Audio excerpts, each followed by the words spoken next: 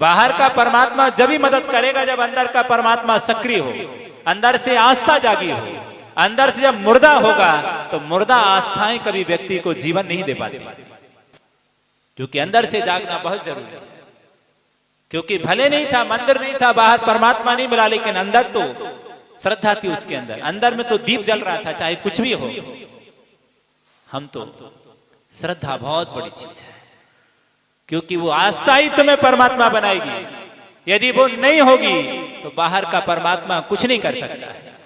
इसलिए वो कहना चाहते हैं कि अंदर से उस आस्था को पैदा कीजिए।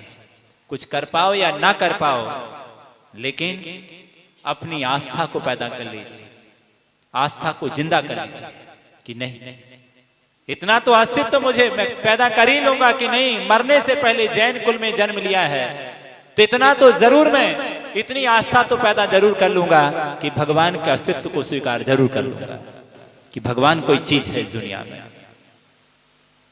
ज्यादा कुछ नहीं करना है, सिर्फ क्या करना है, ये आस्था पैदा करना है कि परमात्मा है। वो परमात्मा कहाँ है, कहाँ रहता है, कहाँ रहता है, कहाँ रहता है? मेरे अंदर रहता है, मंदिर में नहीं रहता है। कहाँ रहता है? अपनी आत्मा के अंदर। परमात्मा मेरी आत्मा का ही रूप है। यदि मेरी आत्मा का रावण स्वरूप है तो मेरी आत्मा में परमात्मा का भी स्वरूप मेरी आत्मा का है। क्योंकि हम यदि रावण का रूप प्ले कर सकते हैं तो हम राम का रूप भी प्ले कर सकते हैं, क्योंकि वो भी मेरे अंदर ही बैठा है। यदि कमठ मेरे अंदर में है तो पार्श्वनाथ भी मेरे अंदर में ही बैठा है, वो बाहर नहीं बैठा है। बस प्रयास करना है कि उसे बाहर निकालना है। तो प्रयास करोगे तो क्या होगा, वो बाहर निकल आएगा।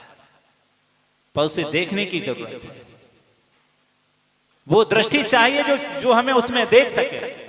पाषाण पत्थर पड़ा है सारी दुनिया, उसे पाषाण कहती है, कंकर कहती है, उसको पैरों से कचरती है, पद्दलित है। लेकिन जब शिल्पकार उसे देख लेता है तो उसके अंदर क्या देखता है, क्या देखता है? दुनिया को पाषाण पत्थर कंकर दिखता होगा, कचरा दिखता है, लेकिन उसको उस मूर्ति में क्या दिखता है? उस पाषाण में, उस पत्थर में खूबसूरत देवता दिखता है कि नहीं, इसके अंदर बहुत बड़ी चीज है। दुनिया की नजरों में वो मूलहीन हो सकती है, लेकिन उसकी नजरों में वो पाषाण बहुत मूल्यवान। उसे उठाता है, तराशता है और उसे क्या करता है? उसे छेनी हथौड़े से, पुरुषार्थ से, जितना भी उसका मलबा था, जितनी भी गंदगी लगी हुई थी उसके अंदर, जिस गंदगी ने, जिस मलबा ने उसके उस परमात्मा स्वरूप के देवत्व स्वरूप को छिपा के रखा था, दुनिया की नजरों में भी तक जो कंकर था, उस पाषाण को छांट छांट कर, उसके मलबे को, गंदगी को साफ कर दुनिया के सामने क्या लेके आ गया है? क्या लेके आया है? क्या? इतनी खूबसूरत प्रतिमा लेके आया है। दुनिया आश्चर्यचकित रह जाती है, ये क्या है? ये तो वही दासा था जो हमारे घर के सामने पड़ा था। आज वो दासा नहीं रहा, आज वो क्या हो गया है? क्या देवता बन गया है? सोचिए, इतना बड़ा बन गया है। कल तक जिसका कोई मूल्य नहीं था, आज अनमोल है। वो कहां से आया है? वो मूर्ति कहां से आई है? वो देवता कहां से आया? उस पाषाण में कहां से आया है? क्या उसी पाषाण में से आया है या कहीं बाहर से आया है? कहां से आई है वो जो सुंदर सी जो प्रतिमा आई है, जो देवता आया है, जो खूबसूरत आई है, वो खूबसूरतता कहीं बाहर से नहीं आई है। वो कहां से आई है? वो सुंदर प्रतिमा उसी पाषाण से आई है। अब बोलो, वो कब से उसमें रह रही थी? वो सुंदर प्रतिमा, खूबसूरत प्रतिमा कब से उस पाषाण में रह रही थी? आज हजारों लाखों लोग उसके आगे पीछे घूम रहे हैं, देवता प्रणाम कर रहे हैं, और अनमोल है उसकी कीमत। हजारों लाखों की बोलियां लग रही हैं। अब बोलिएगा, उस भीड़ में इतनी सुंदर है, पर वो सुंदरता, वो इतनी सुंदर प्रतिमा, खूबसूरत प्रतिमा कब से उसमें वास कर रही थी? कब से वास कर रही थी? सदियों से वास कर रही थी। वो आज से वास नहीं कर रही थी उसमें, पर तुम समझ नहीं पाए कि उसमें कंकर नहीं है, वो शंकर है। वो शंकर सदियों से रह रहा था उसके अंदर, पर तुम समझने के ना समझ के कारण तुम उसे कंकर ही समझते रहे, पत्थर ही समझते रहे, पर वो पत्थर नहीं था, वो क्या था? देवता था। जब दुनिया के सामने आया तब अनमोल है। जैसे वो पाषाण दुनिया के सामने देवता हो जाता है, वंदनीय हो जाता है, उसका वह देवत्व भगवत प्रकट हो गया है। ऐसे ही जैसे वो पाषाण में जो प्रतिमा है वो कहीं बाहर से नहीं आई है, वो सदियों से उसमें रह रही थी, पर हमारे अंदर वो दृष्टि नहीं थी कि हम उसको देख सकें, वो आस्था नहीं थी कि हम उसके विश्वास के साथ देख सकें कि नहीं, इसके अंदर वह खूबसूरत प्रतिमा भगवान रह रहा है। जैसे ही जिसके अंदर विश्वास था उसने क्रोध कर उसके अंदर से बाहर निकाल दिया। क्या? जैसे सदियों से उसमें पाषाण में परमात्मा निवास कर रहा है, ऐसे तुम्हारे अंदर भी सदियों से परमात्मा निवास कर रहा है। आज से नहीं, सदियों से रह रहा है। वो कह रहा मुझे बाहर निकालो, मुझे, मैं दिखाऊंगा मेरा चमत्कार क्या है। जब तक शैतान सक्रिय है, जब तक परमात्मा निष्क्रिय रहेगा। निकालो तो सही उसके लिए बाहर, पाषाण के देवता को निकालो बाहर, खूबसूरत प्रतिमा को। भूल जाओगे दुनिया के लिए ये वही पाषाण है जिसके सामने तुम पूजा कर रहे हो। कभी पत्थर था, जमीन पर पड़ा था, हम भी जमीन पर पड़े हैं, ठोकरें खा रहे हैं, क्योंकि तुम अपने परमात्मा को विकसित नहीं कर पा रहे हो। जिस दिन तुम परमात्मा को विकसित कर लोगे, उस दिन सारी दुनिया की नजरों में भगवान बन जाओगे। प्रणाम करेगी दुनिया कि तुम्हारे समान इस दुनिया में कौन है।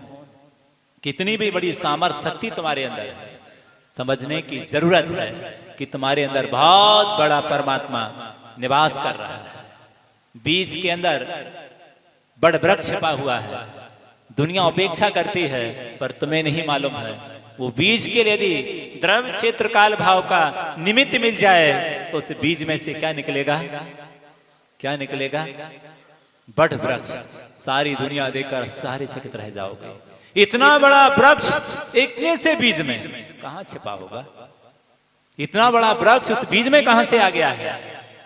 सोचिए, इतना विशाल वृक्ष इतने से बीज में, सोचिए उस बीज में छिपा था। जैसे बीज में बड़ वृक्ष छिपा है, ऐसे पद्दलित आत्माओं में परमात्मा छिपा बैठा है। उसे उकेर कर बाहर निकालिए। ये बाहर का परमात्मा तुम्हें यही संकेत दे रहा है कि अंदर के परमात्मा को देखिए। मंदिर जाने का मकसद यही है। दर्पण के पास सब लोग जाते हैं, किसको देखते हो? दर्पण को कौन देखता है? दर्पण को कौन देखता है? बोलो, दर्पण नहाने के बाद दर्पण के पास जाते हो, दर्पण को देखते हो या स्वयं को देखते हो? किसको देखते हो? कि दर्पण को देखते हो? व्यवहार क्या कहता है?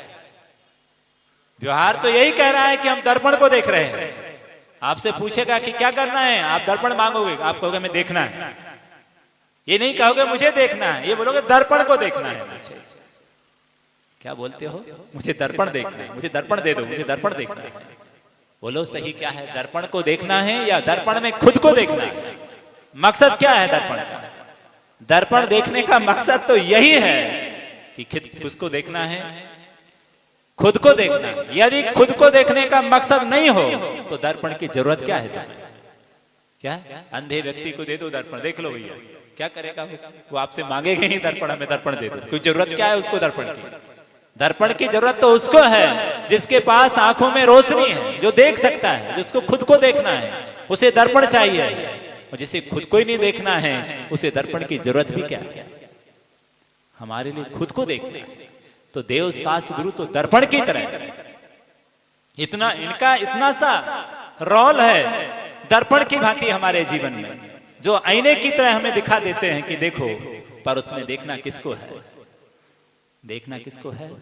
खुद के परमात्मा को देखिए, भगवान की पूजा कीजिए और उनको देखकर खुद के अंदर झांकिए कि परमात्मा मैं भी आपके ही अंश का हूं, आपके ही वंश का हूं।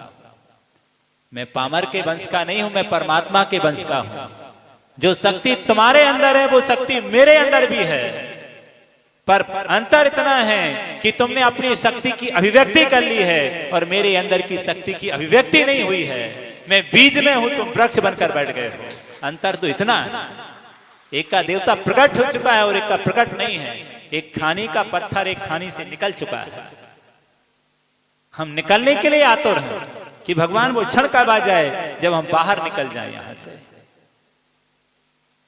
उसके लिए तो हम मंदिर आए, उसके लिए हम भगवान को देखते हैं, और एक ही लक्ष्य, एक ही उद्देश्य, और कोई दूसरा मेरा कोई उद्देश्य नहीं है मंदिर आने का। मंदिर आकर मैं खुद को दिशा दे सकूं, मैं खुद को सही दिशा की ओर इंगित कर सकूं, खुद को अच्छा बना सकूं। यही मेरा एकमात्र उद्देश्य है जिनालय आने का। मैं अच्छा एक इंसान बन सकूं, और मेरा कोई उद्देश्य नहीं है जिनालय आने का। यही मेरा पवित्र उद्देश्य है। जो भी स्तुतियां पढ़ते हैं, जो भी हम गायन करते हैं, ये सबका एक ही उद्देश्य है और कोई उद्देश्य नहीं है। इतना पवित्र आपका उद्देश्य है जिनालय आने का। तो ऐसे जब पवित्र भावना के साथ जब हम अपने अंदर में देखते हैं, तब कहते हैं कि तुम्हारे अंदर का परमात्मा प्रकट हो सकता है। पर बार बार क्या करना पड़ेगा? बार बार क्या करना पड़ेगा? क्या? जब बार बार भावना देते हो जल के लिए, एक मंत्र पढ़ते आप लोग अभिषेक करने से पहले, जल को बार बार भावना देते हैं तो जल क्या बन जाता है? क्या बन जाता है? अमृत बन जाता है। पवित्र हो गया। अमृत सिद्धि करते ना, क्या बोलते हैं? मंत्र बोल के उस जल को शुद्ध करते हैं। ओम ह्रीं अमृत बहुत अमृत वर्षणे अमृतम श्रावय श्रावय सम सम सम सम। उस जल को अमृत बना देते हैं। बोले क्षीर सागर का बन गया, वो अमृत बन गया है जल। तुम्हारे बार बार मंत्र बोलने से जल अमृत हो जाता है। अच्छे संस्कार पाकर के एक पाषाण देवता हो जाता है। बार बार तुमने ऐसे संस्कार दिए हैं, उसमें सामर्थ्य नहीं थी देवता बनने की, लेकिन तुमने मंत्रों को बराबर अपनी भावना दी उसके लिए बराबर कि नहीं ये तो देवता है, और ऐसी भावना से हम जाप करेंगे इसके सामने, इतने सारे हम मंत्र बोलेंगे कि वो पाषाण नहीं रह जाएगा, वो पाषाण देवता हो जाएगा। क्या? ऋषि मुनियों ने सबने मिलकर के, सारे लोग प्रार्थनाएं करते हैं, वो ऐसे नहीं पाषाण से देवता बन गया है, तुमने बनाया है। जब तुम पाषाण को देवता बना सकते, इतनी ताकत तुम्हारे अंदर में है, क्या इतनी ताकत तुम्हारे अंदर नहीं है कि तुम खुद को भगवान बना सको? जो दूसरे को भगवान बनाने की सामर्थ्य रखता है, वो खुद को भी भगवान बनाने की सामर्थ्य रखता है। अजी मैं दूसरे को भगवान बना सकता हूँ, दूसरे को नई जिंदगी दे सकता हूँ, दूसरे को पूज्य बना सकता हूँ, तो मैं खुद को भी पूज्य बना सकता हूँ। इतनी सामर्थ्य तो मेरे अंदर भी है। जब मैं दूसरे की जिंदगी में रोशनी पैदा कर सकता हूँ, तो मैं खुद की जिंदगी में भी रोशनी पैदा कर सकता हूँ। मैं खुद का दुश्मन क्यों बनूंगा? मैं खुद को गलत रास्ते पर क्यों ले जाऊंगा? मैं खुद को अभिशाप क्यों बनूंगा? जब मैं दूसरे को वरदान बन सकता हूं, तो खुद के लिए भी क्या बन सकता हूं?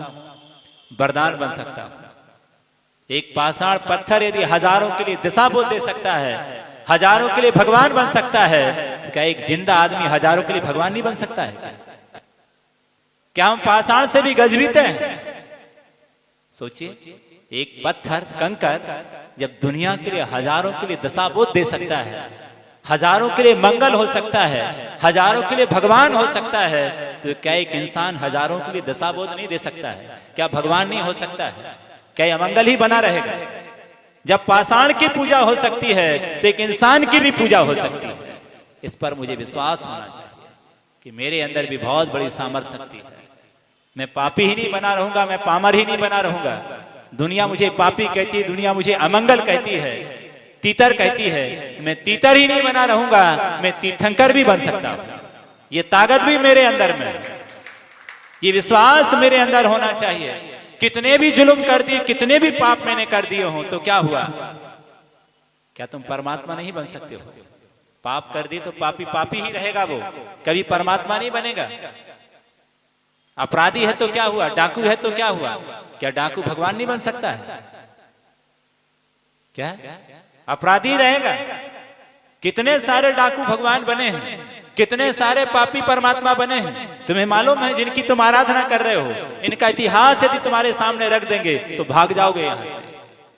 कैसे भगवान को हमें पूजा नहीं करना है? ऐसा कोई तीर्थंकर नहीं है जो डकैत नहीं हो, चोर नहीं हो, लुटेरा नहीं हो, मक्कार नहीं हो। सबका अतीत गंदा होगा, पर अतीत को, वर्तमान को क्या किया है? क्या किया है? जब महावीर का अतीत उठाओगे, कितने बार क्या क्या नहीं हुआ है। भील से लेकर कितनी सारी पर्याय हैं, जहां पर वेश्या की पर्याय में, भील की पर्याय में, मांसाहारियों की पर्याय में शेर। शेर जैसा क्रूर प्राणी कौन हो सकता है? शेर भी हो गए। अतीत उठाओगे तो कितने सारे आपको मिलेगा। गलती हो गई है, अपराध हमारे से हो गए हैं, अब मुझे परमात्मा बनने की दशा तय करनी है। अब तीतर बहुत बन लिया है, एक बार तीर्थंकर की रास्ता चयन करो कि अब तीर्थंकर बनेंगे, वो काम हमें करना है। संसार के सब काम तो तुमने कर लिए हैं, एक काम बाकी है जो तुमने अभी तक नहीं किया है, वो काम हमें करना है, पूर्ण जिम्मेदारी के साथ, पूर्ण नैतिकता के साथ में। ये भाव प्रत्येक आत्मा के अंदर आना चाहिए कि भगवान मैं वो कार्य कर सकूं जो हम अपने जीवन के लिए हम दिशा दे सकें। इसीलिए तो हम सब मंदिर में आए, परमात्मा के पास आए हैं। भगवान बन पाए या ना बन पाए, लेकिन एक अच्छा इंसान तो बन जाए, क्योंकि जब एक अच्छे इंसान बनेंगे तो कल क्या होंगे? कल एक अच्छे भगवान भी बनी जाएंगे, क्योंकि हमें उम्मीद है, यदि उम्मीद है कि यहां आकर सुधरेंगे और यहां नहीं सुधरे, यहां नहीं तो कहीं नहीं, अभी नहीं तो कभी, क्योंकि मौका बहुत अच्छा है। इस मौका पर तुमने चौका नहीं मारा तो क्या होगा? क्योंकि हमेशा जब भी सुधार हुआ है तो मौका में चौका मारा है, तभी सुधार हो पाया है। यदि मौके पर चौका नहीं मारोगे तो मामला क्या होगा? गड़बड़ होगा।